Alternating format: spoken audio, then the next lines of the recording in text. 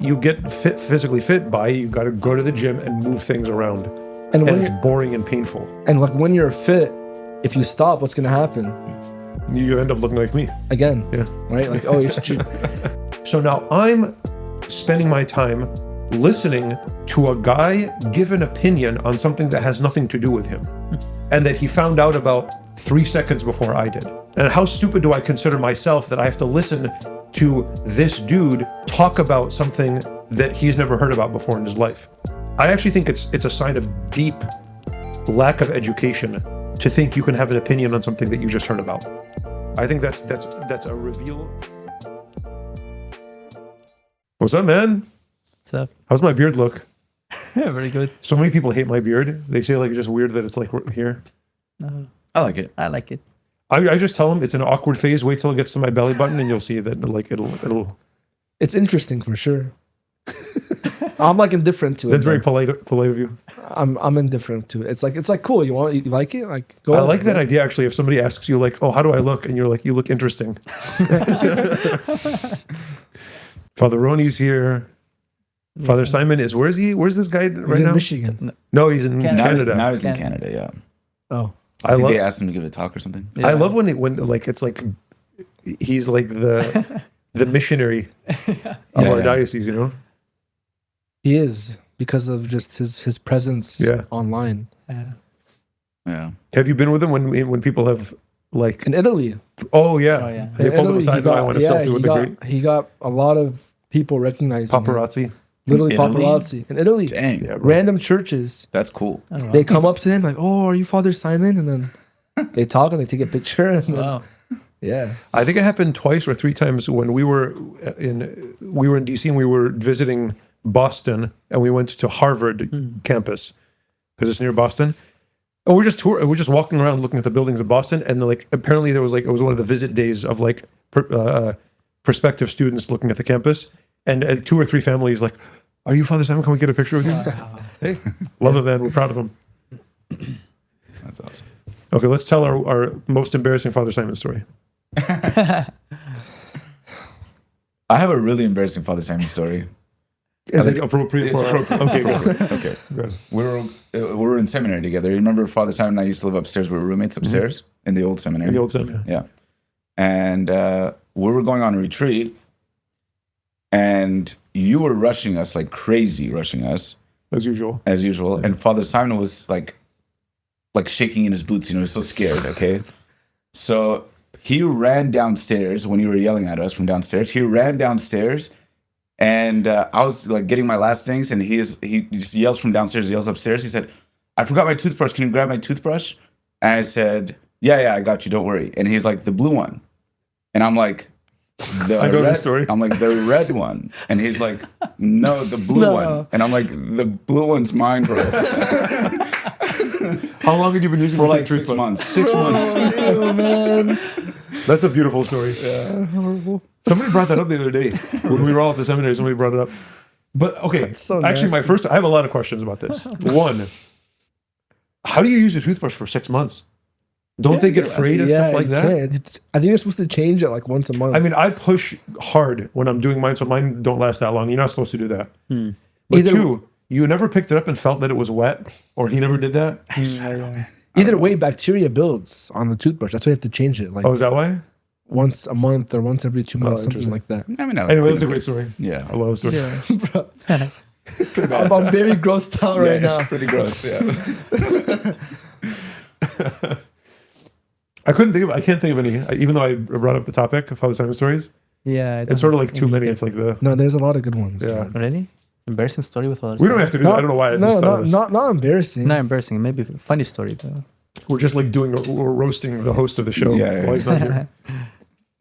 Literally behind his back. Yeah. Well, he's going to see it. What about Father Roni stories? Oh, there's lots of those. Watch Johnny Walks. Oh, yeah.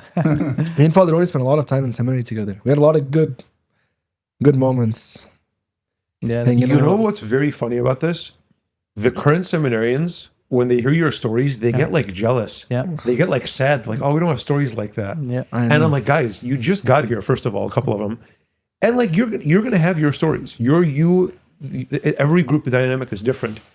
And it's not like when your stories were happening, you're like, oh, this is a good story and experience that I'm going to look back on.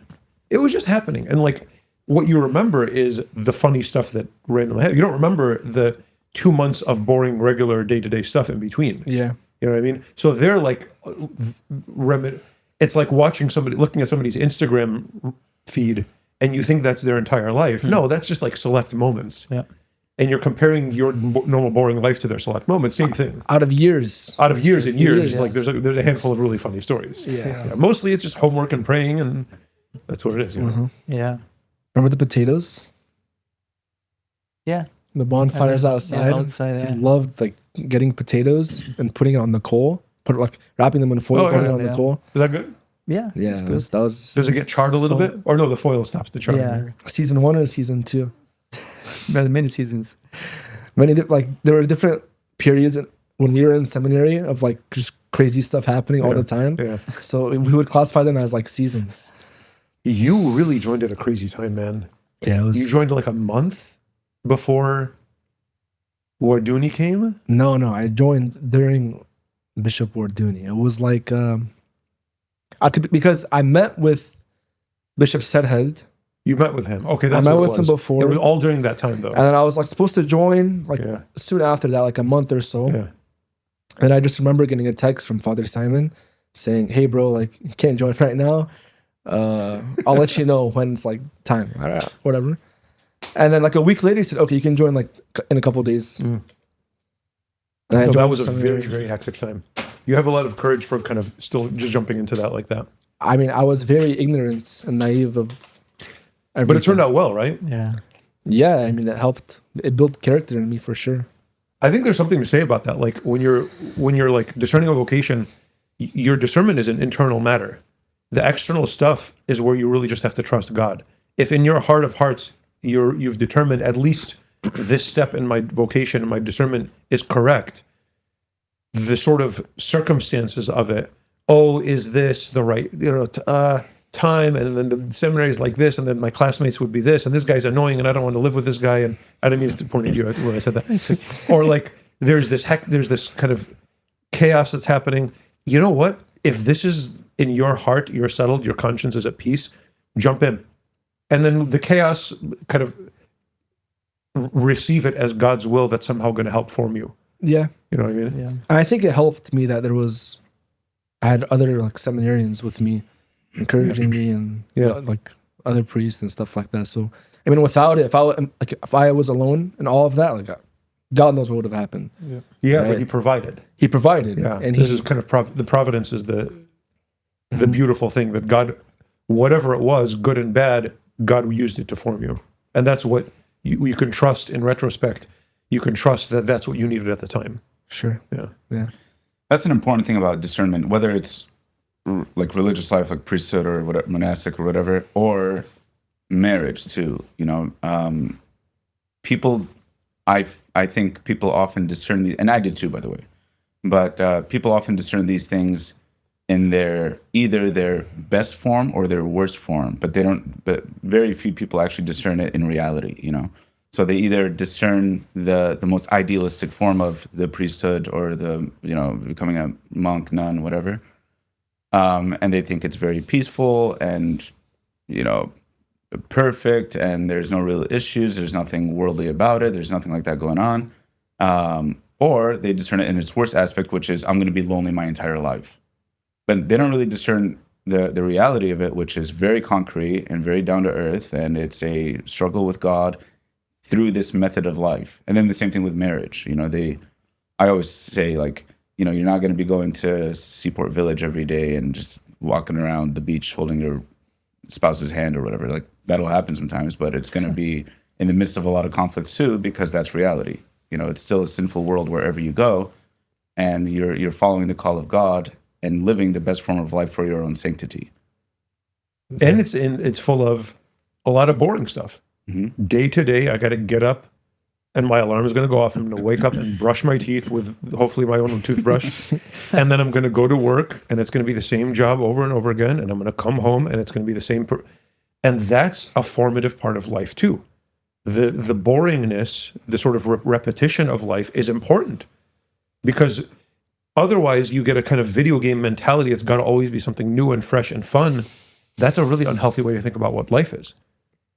Especially if we're bound and called fundamentally to eternity with God. God is who he is and he doesn't change. And we're going to be contemplating him for eternity.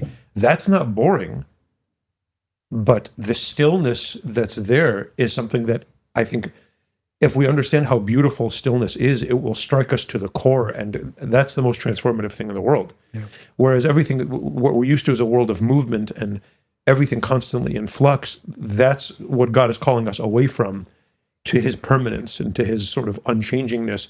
That's that aspect of our soul that is divine, is that tastes of God's nature, is the thing that is unchanging. I think if we develop a taste in our spiritual life for the stillness that's there, that's really powerful.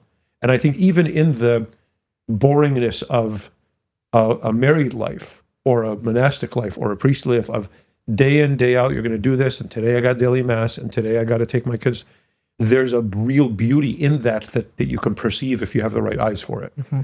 Whereas if you're constantly looking for the honeymoon or the seaport village or the new dinner or the new concert or whatever, you're going to miss out on something that's actually really beautiful as well. Yeah, you have to take into perspective and enjoy the simplicity. Yeah. And what's the constant? What's the thing that always remains, even though life is changing? It's your relationship with God. Mm-hmm. Yeah. And it's love. Yeah. Yeah. How like when people like ask me, what do I do to like change? How can I get better? Just be consistent about prayer. Be consistent about doing the right thing, and slowly but surely you'll grow from it. You won't see it in the moments, but you can like look back a year, 2 years, 5 years, and say, "Wow, I was here one day, and I've grown to here." And then you can constantly think, "Okay, how can I get better? How can I get better?" Christ is going to form our souls in ways that he sees fit only. And as you said, it's getting through the grind. It's a grind. People hate hearing that, man. Yeah. They hate that because what they want is, what's the one thing I can do for a good half an hour and now I'm good. Mm-hmm. They don't want to hear, you got to just say your prayers every day. No, it's the last thing they want to hear. They don't want to hear you just got to struggle against your sins and pray for grace in the moments of temptation. What they want to hear is, you got to do this dramatic thing. You got to, the funny thing is, novenas are meant, like the 9-day prayers, that's meant to start a habit. Mm-hmm. It's not meant, I'm just going to pray real hard for 9 days and then I'm good. Yeah. It's meant, okay, you're going to pray for 9 days so that you can keep praying. Yeah. But they see it in the other one. No, what's the novena I can do that's going to like fix this problem so I can just go on to the next thing? I think it's part of like that human disordered attachment to instant gratification. Like you want something right here and right now. It can even be sinful. It's like physical fitness, right? People want a drug they can take or whatever. Yeah. What's the one now? Or work out for 1 week. Or work out for 1 week, and they think they click on the video that says 1 week abs. Yeah. That's a scam. That's always going to be a scam. You get physically fit by, you got to go to the gym and move things around, and it's boring and painful. And like when you're fit, if you stop, what's going to happen? You end up looking like me again. Yeah. Right. Like, oh, you were looking like myself. You know. Yeah. It's nobody wants to hear that, man. Or you got to worry about you got to think about what to eat before you just stuff everything in your face. Yeah. I'm not looking at you on purpose. No, I'm looking at you as a reflection of myself. Father Roni, back a minute. Yeah, I mean, what do you think? I just like also the image. Jesus always gives us. We grow, like a seed or like a tree, day after day, and from like very small, and then you feed it or nourish it maybe with water, with the climate, with the soil, and you do that like day after day, and eventually will grow and bear fruits.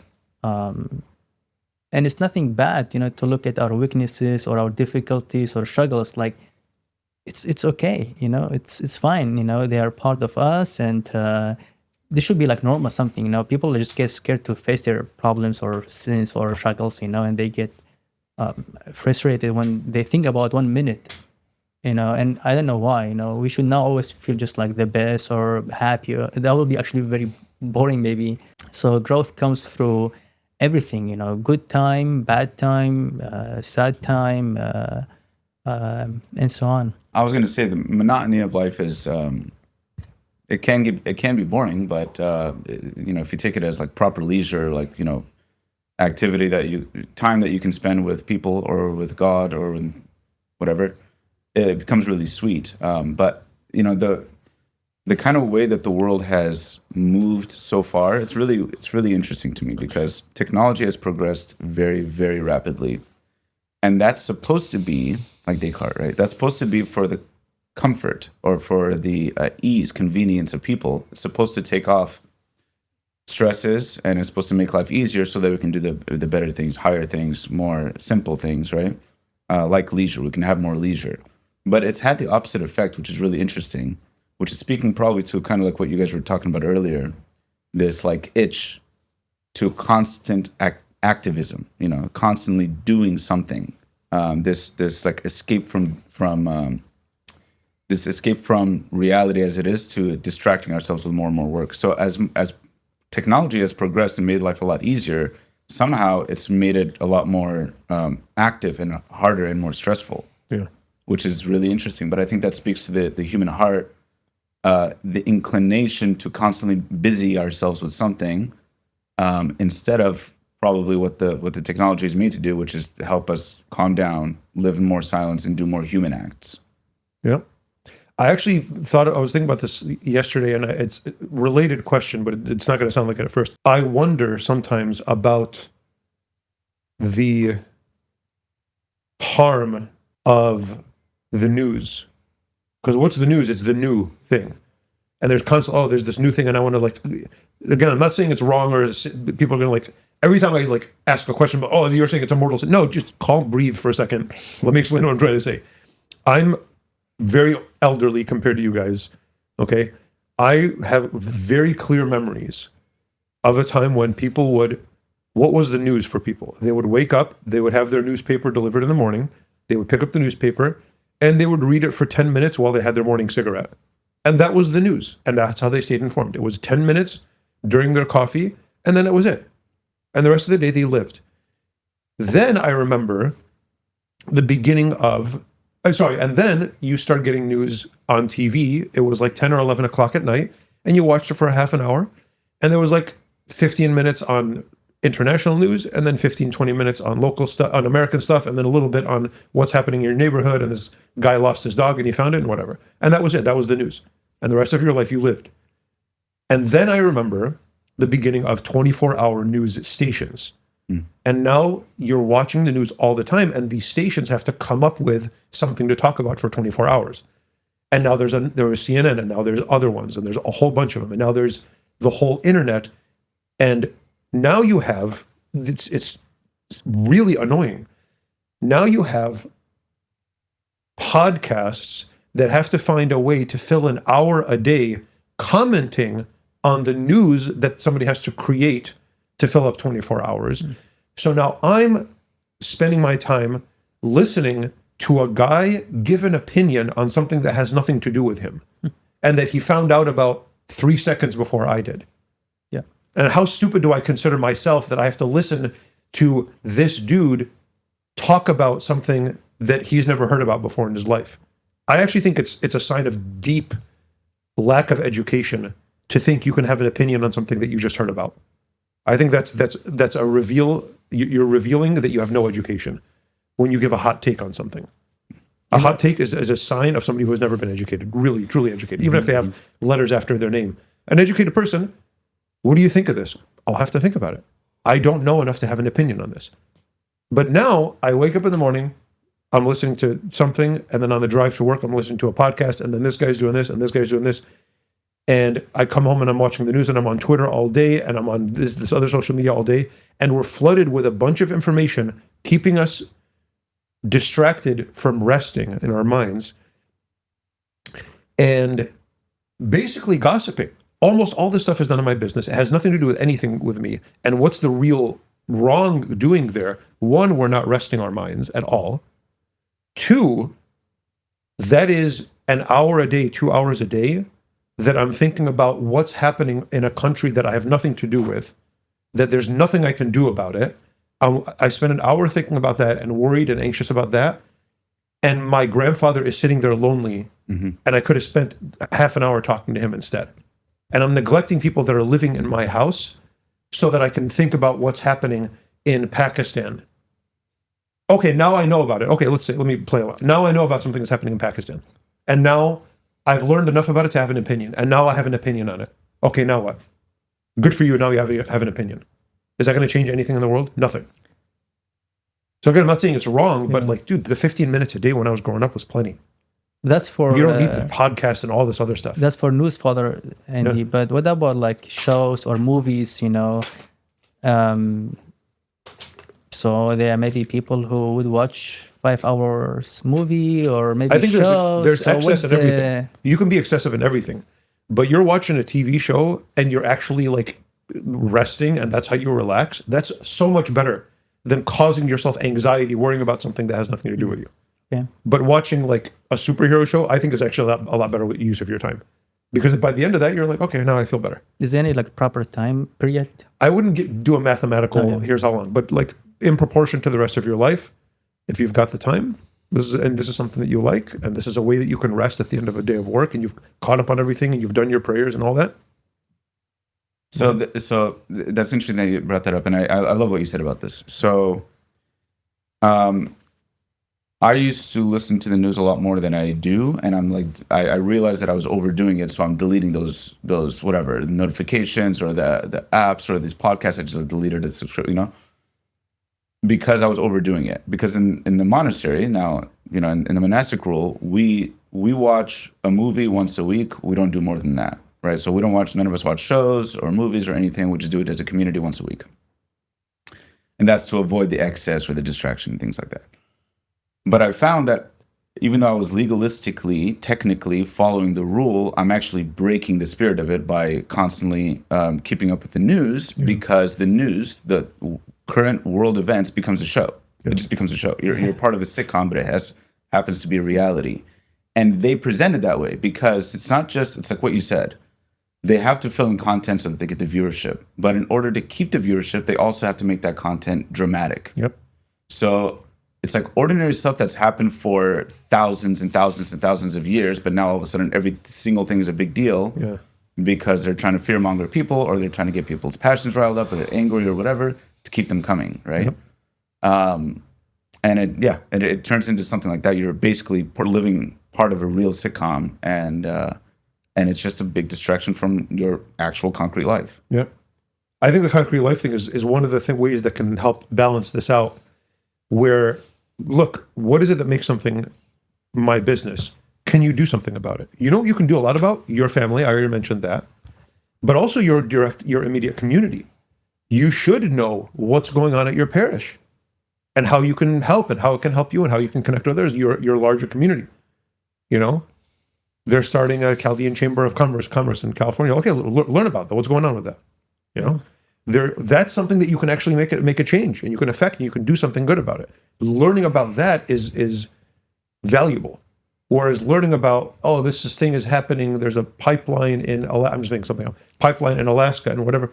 Well, it'll help me vote. I mean, awesome. You should be very informed when you vote. You really should. Mm. I have questions about how effective voting is in general, but let's say vote makes a big difference. And you should be very informed when you vote. You should not vote in ignorance. Great. It's not a voting cycle right now. And you don't really need to know every single detail in order to vote, to know how to vote. You learn enough, and okay, now I know I've made the decision. Okay, you can go back to life now. Now actually pay attention to your kids. You know what I mean? Because that giving them a hug and talking to your kid for 5 minutes is going to make the world a much better place than obsessing for 2 hours over something that you have no control over, just to make yourself anxious, and then you're going to yell at your kid because you're anxious. You see what I mean? Yep. The immediate change you can make in the world is with your families. Yep. 100%. Family and community. I think just as an extension of the family. Exactly. Yeah. Basically, be concerned with things that have something to do with you. Yeah. Like you mentioned, Chaldean Chamber of Commerce, or other things that are going on in the community. Like these will actually affect your life. It's great advice for like couples that are soon to get married, and they need to hear this and apply this. And it all comes back to like it's the selfish way of living, right? When we're doing something that's going to affect the way that we feel, and it's only going to affect me. And whether it's good or bad, it's going to affect the way that I treat or talk to my family or my community. And it almost removes the idea of like putting it to the side and sacrificing that, whether you enjoy it or you don't, to give time to what's really important. It comes down to really like sacrifice again, right? The whole idea of it, and even movies and things like that. Okay, sure, you might really enjoy movies or shows or video games or sports or whatever, something like that. But there's a time and place for it. And if it's consuming too much, then you need to take a step back, and so that you can offer it up to God, and then it can be used for something greater, for the greater good of souls. Let me introduce some sort of old terminology for what we're talking about. So one part of the terminology that we're talking about is the sin of curiosity. That doesn't mean every time you wonder something that's a sin. Wonder is a virtuous thing. What is the difference between wonder and curiosity? Wonder is, I want to learn about the world. I want to learn about God. I want to learn the truth of reality. There, you do some reading and you do, I want to learn theology. I want to learn history. That's awesome.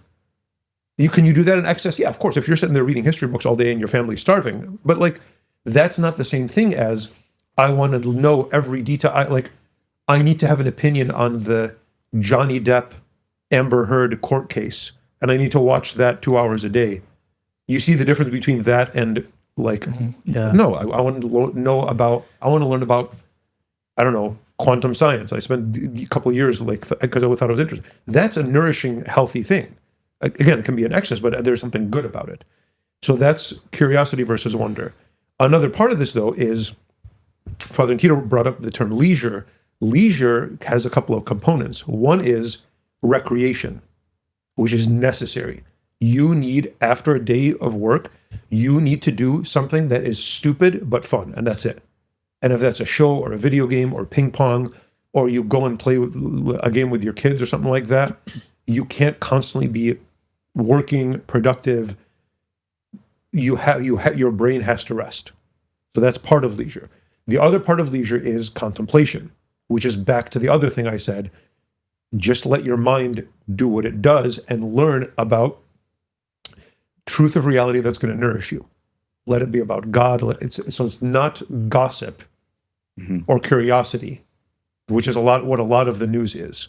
You know what I mean? So my YouTube feed is a mixture of all of these things. My YouTube feed is old SNL videos that are funny, and which is leisure entertainment. But then there's some sort of the news stuff and like the curiosity stuff.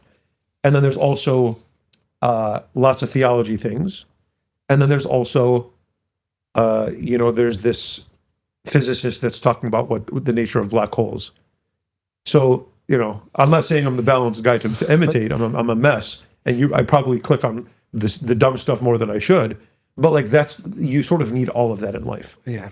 And if you're excessively doing one or the other in addition to all your work, then there's something unbalanced there.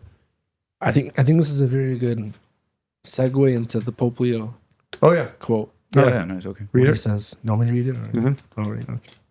Okay, so Pope Leo, in a cycle of catechesis, talks about Jesus Christ, our hope, and the life of Jesus. He's doing it based off what the bleeding woman and Jairus' daughter from Mark. When Jesus says, do not be afraid, just have faith. So, dear brothers and sisters, today we will again consider the healings of Jesus as a sign of hope. In him, there is a strength that we too can experience when we enter into a relationship with his person. A very widespread ailment of our time is the fatigue of living. Reality seems to us to be too complex, burdensome, difficult to face. And so we switch off, we fall asleep, in the delusion that upon waking, things will be different.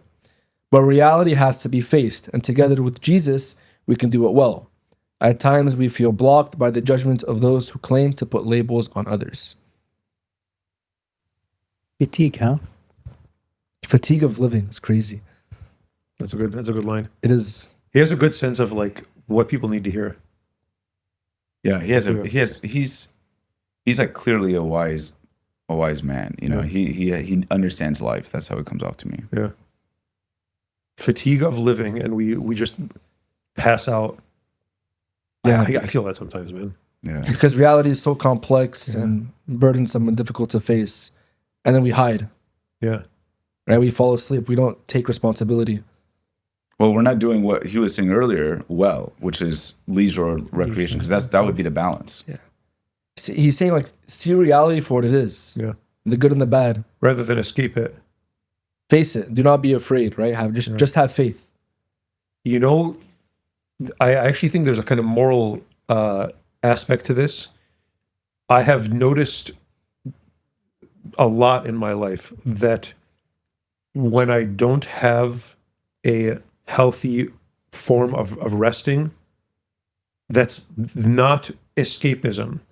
Like, you know, okay, we have a long Sunday, let's say, or a long Saturday, or whatever, and we get back to our room, and like, there's so many good things we can do to rest and that are healthy, but like, I just do what a lot of times I'll do what he's advising against, which is my brain will just turn off, and I'll just go on YouTube and doom scroll and watch stupid things, and it'll just become mindless for several hours. I'm not saying like I need to do more work then, but there's healthy ways to. But then at the end of that, I feel just like empty and like, you know what I mean? When I don't have good habits of resting in a healthy way, that's when temptation gets worse to lead you to ways to sort of relax that are objectively wrong. Yeah. Whereas if you have a healthy rest in your life, built into your life, of like, I'm going to go have dinner with friends and just like let loose a little bit and like share my feelings and like have that connection, or I'm going to go and say my little prayers, or I'm going to I have a good book that I'm reading, whatever. I have a healthy way that I'm going to rest that I've intentionally thought about. And then at the end of that, I feel better. Mm-hmm. We feel like, oh, I'm spoiling myself, or I'm being a wimp or something. Like, no, when you don't do that, the devil's going to bring something else that's going to deceptively make you like relax. Yeah. I think like for me, it's when, you know, work piles up and things get difficult and you have to deal with the situation. I tend to procrastinate. Mm. Like, I'm like, no, I need to put this to the side right now, and I'll do that. Like, I'll waste time. I'll doom scroll. That's the worst thing to do, huh? It's bad because I know I'm gonna have to face this at some point. Yeah. Right, with like a deadline or something like that, and especially with like messages. Like, guys, I don't know. Yeah, you guys that, get. Yeah. I think we've noticed that.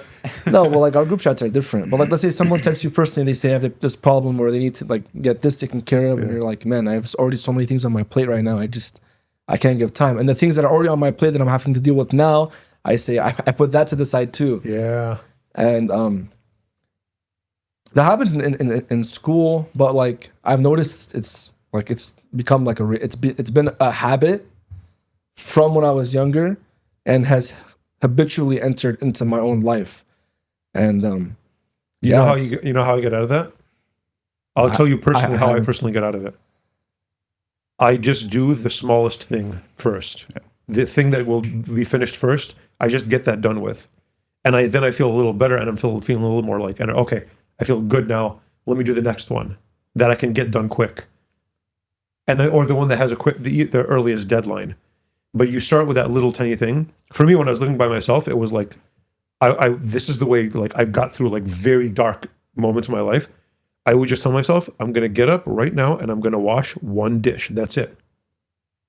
That's all I would tell myself. I'm just going to get up right now. Sometimes it would take me 15 minutes of internal struggle to get up and wash that one dish. But I would go and I would wash that one dish. And then it's like, my hands are wet. Let me just do the other ones now. Right? You know what I mean? And then now I wash the dishes. Now I can do something else. So I've heard that there's an actual psychological benefit to getting up and just making your bed. Oh, like you've I never make my bed, but yeah. you've finished a task today, and that just gets you rolling. Mm-hmm. You know, mm-hmm. It's your body. It's the word became flesh, and you get your body. You cannot win this internally. You're never gonna make yourself feel good by warring with yourself. Your body is involved. You get physically stand up. That's the hard part, but that's what does it. And the most interesting thing, what you were saying, when in my experience, if I procrastinate or if I get lazy on something and do nothing, I end up way more exhausted actually, because I feel like there's a mental drain. Yeah. That when we don't do something, it's not like the thing goes away. You know, it's still in my mind as something I have to do, and I'm just not doing it, and that itself is exhausting me. Like the anxiety of it. 100% agree with you. Stop doing that, man. I feel, what's wrong with you? I don't. Do you know? You know what's funny? After like, sometimes my messages will pile up, and like I'll just spend like 30 minutes responding to people. Yeah.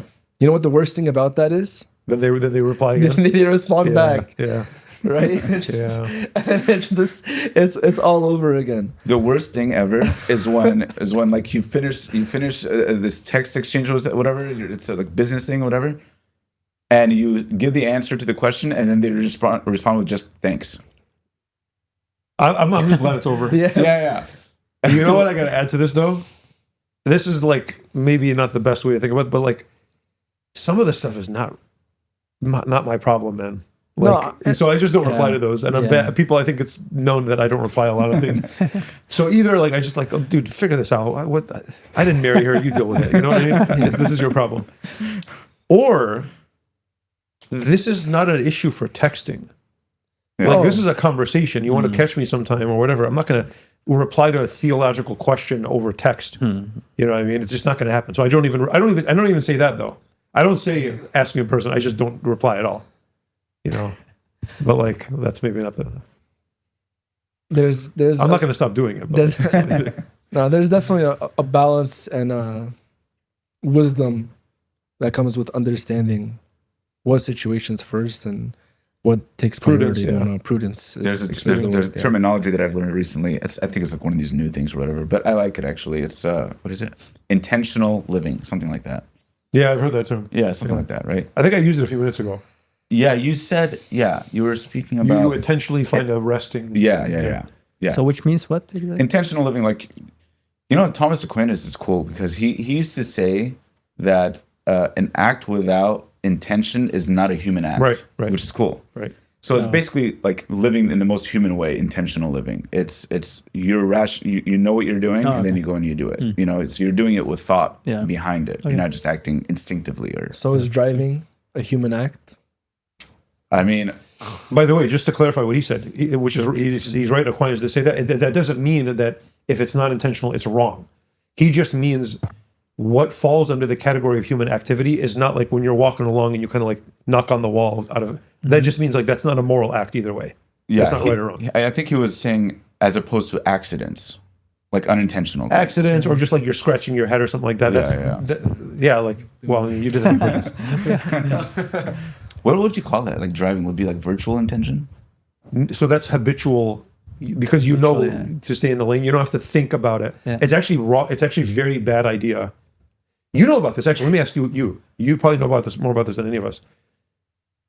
If you stand and you're swinging a baseball bat or a golf club, and I'm asking you this because you're a lot better at golf than Father Danny is, apparently. That's what everybody says. Okay, he's going to get really mad at me, doesn't he?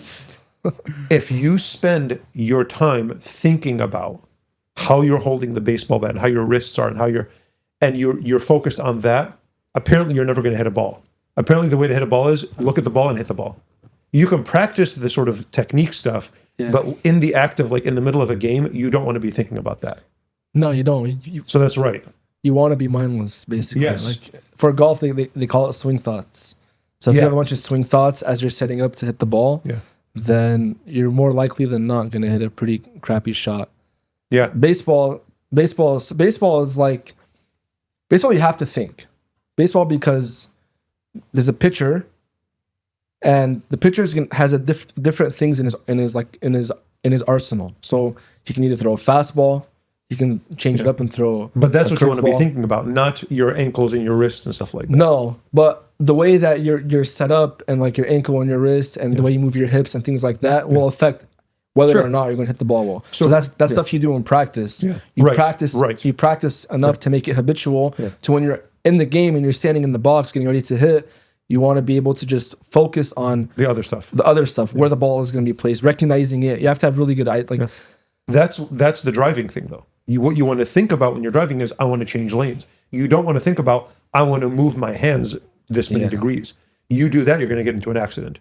Same thing with you when you're walking. When you're walking, you want to say, I need to walk to the door. You don't want to think about, my knees and my hips and my ankles have to move in a certain way. You're going to fall on your face if you do that. So that's part of the sort of embodiment of human beings, that there's going to be a part of us that's, if you think about breathing, all of a sudden it becomes really you're hard going to to choke. breathe. You can have a panic attack. Yeah.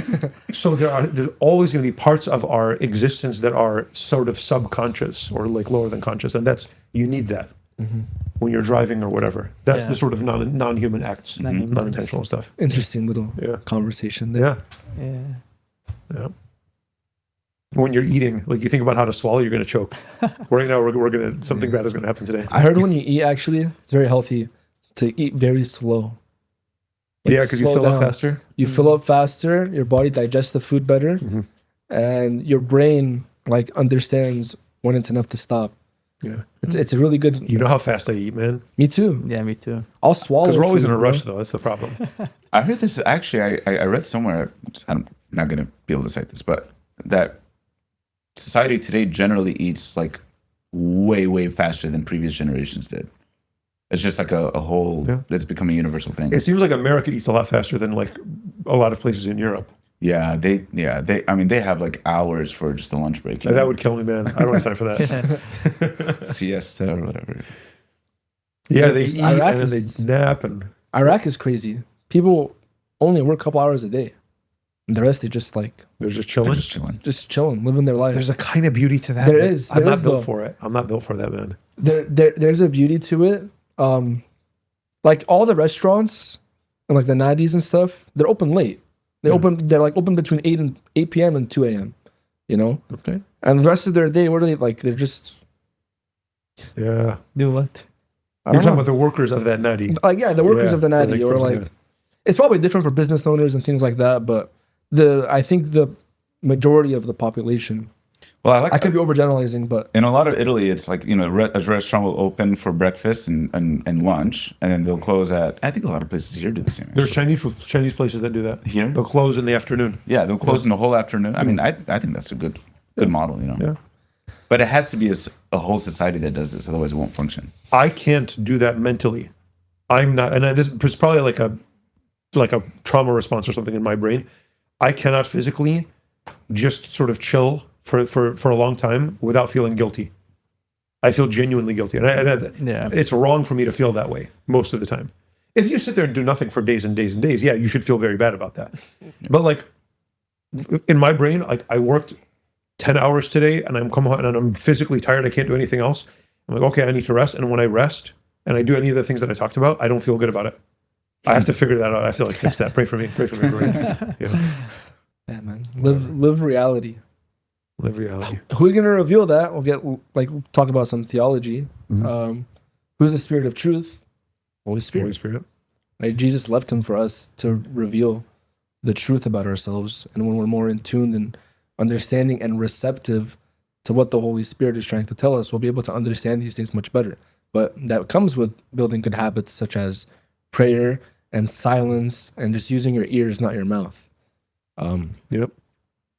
The Pope talked about the fatigue of living, and then he connected it with hoping in Christ, making Christ the center. And it makes me think about Jesus when he says, "Come to me, all of you who are heavy laden, and burdened. My yoke is easy. I'm meek and humble of heart. I will give you rest. I will give you rest." Exactly. And I have never really understood why he says that or what he means by it exactly. How is he going to give us rest? Except, I'm sure there's a lot more to this, but I think definitely one thing is that Christ reveals to us the love of God, and that revelation removes for us, I think it should remove for us the pressure of having to live up to some standard that we cannot live up to, and so to relax a little bit. And it's okay to relax a little bit, and it's okay to have some recreation. It's okay to calm it down, right?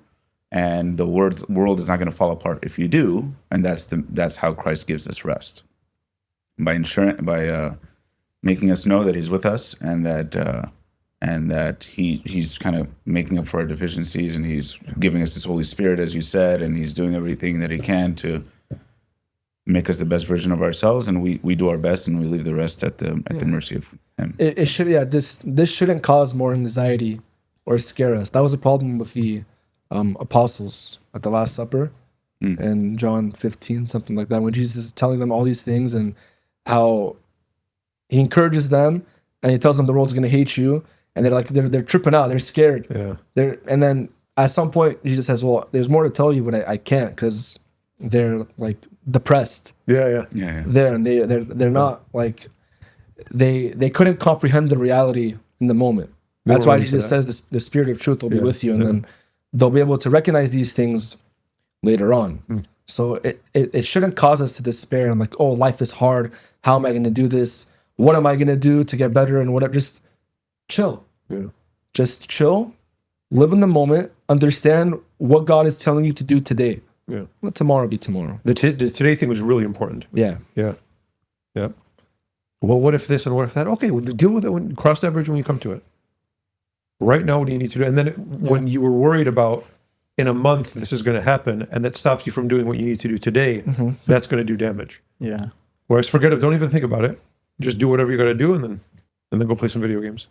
Yeah, man. That practical advice has helped me a lot. Yeah. In combating like the procrastination and whatnot, just like getting what I need to get done today. Like the whole youth convention thing, thinking about the dates and getting ready for this and this and this. So stressful and so like can just tire my mind out. So thinking of just like the task to do today has helped move along the process and the more. You know what really like it was life-changing to me? Google Calendar. Because in Google Calendar I can sort of lay out, okay, in July I have to do this chapter of my dissertation or whatever. If I'm going to do that in July, then I have to do I have to do the research for the first 2 weeks, and then I have to write this. And I would just literally physically put that into my calendar. Once I did that, I forgot about everything else. I just did the stuff that was in the calendar that day. And I like repressed everything else. I'm the worst at that, bro. Start it. I have it. I use it like once in a while. But now I have a physical calendar that actually... Whatever it is. You don't have to use Google. I'll write things down. You can use other calendars. I just started doing that like for like the last week. But that's how you get big things done, is by figuring out how each little thing is going to add up to the big piece. Big physical calendar? Wow. Yeah. I mean, it's incarnation. You have a monk saying you're like not tech savvy enough. I'm not. I'm horrible with tech. I use my phone. I've never learned. My computer is really old. It's fine. Even my computer. I have a nice MacBook desktop. Yeah. I don't know how to use it. I literally go on there. I open a tab and I go on Google Drive or something, Google Docs. No, I don't need a new computer because all I use are Google products and Microsoft Word, and that's it. So I don't need like some flashy thing. You know, I don't need like a gaming console or something like that. It runs well. I mean, it was on sale. I'm not going to judge you. I'm not going to judge you. It's fine. Because I burnt out my laptop. I only had a laptop. And I would just leave it on my desk and connect it to my monitor, and then it like ruined the charge. I had to get a new battery. Huh. Oh, yeah, it was very bad for it. So it forced me to get like a desktop to use. So use it.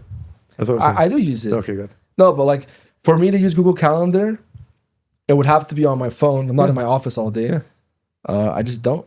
It's simple as that. I'll pray for you, man. Pray for me, please. But the physical calendar is helping me, actually. You guys hungry? Yeah. I'm hungry. Yeah, that's good. Yalla. All right, let's actually bless the food on screen for once. We always bless the food, but it's usually like in the break. Bless us, O Lord, in these thy gifts, which we're about to receive from thy bounty, through Christ our Lord. Amen. Amen. Today we have funky fries. Thank you. I don't think not for the first time, but they have smash burgers now, and they're really good. My favorite smash burger in town. Man. In town, wow. This is like in my top 3 in town. Oh, wow. Thank you, Marlene and Vianne. Mm-hmm. Thank you. Thank you. Yeah, thank you. They're a good family. This is a great smash burger. I had one in LA that destroyed me. That was one of the best burgers I've ever had. I forgot what it was called. The smash burger at the Guild, the hotel, is one of my favorite in the world. And then there's a place called Duke's in La Mesa. I've heard about it. It's like a Oklahoma style. They smash it into the onion, the patty into the onions. It's really big though. It's kind of heavy, but that's really good. I just heard about that place a couple days ago. Yeah, me too. Actually, just today, yesterday, something like that. Wow. What's going on with sports, man? I care a lot about sports, you know. Wimbledon's on. Yeah. Carlos Alcaraz made it to the semis. Did a Sinner come back yesterday? You know what happened? No. He was getting completely wrecked It was by 2-0. Dimitrov. Yeah, 2 sets down.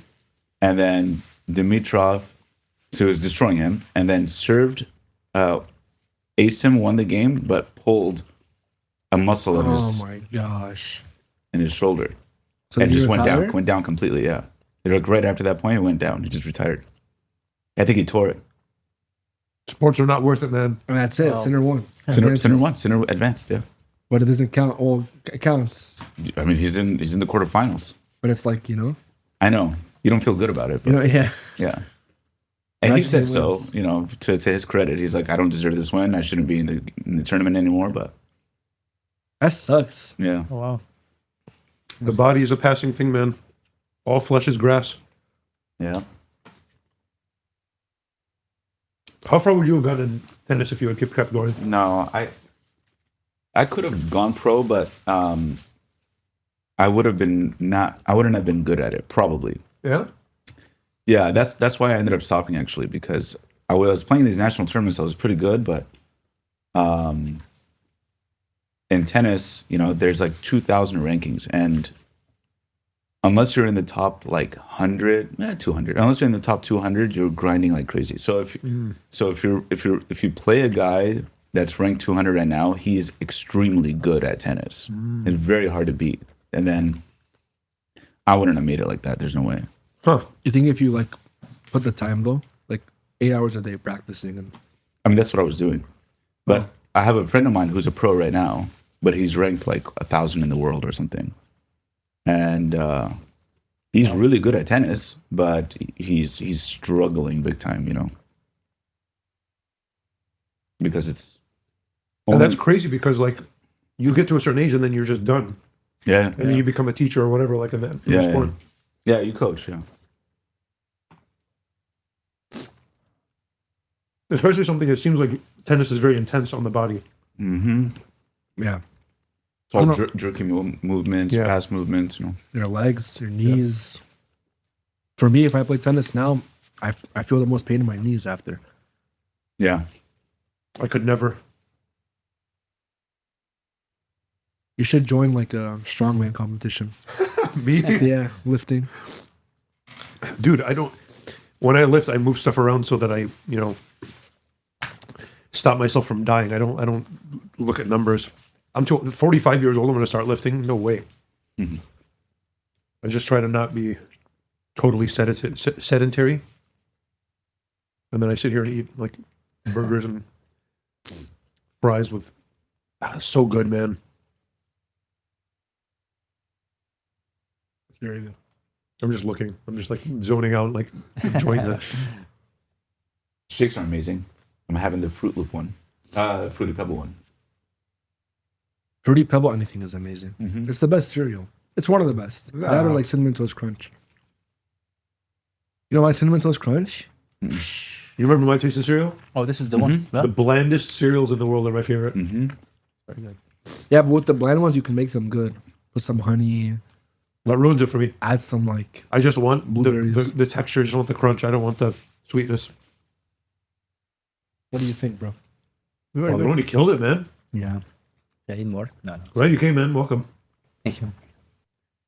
I'm like trying to intentionally eat slow. See if it Not me. works. That's it. Khalas. Father Simon will be back next Khalas. week. Yeah. This week, no? Friday? We come, yeah, Friday. I'll be back in the next episode, though. Oh, All right. Yalla, bye. Peace out. peace out. Cheers. Bye-bye.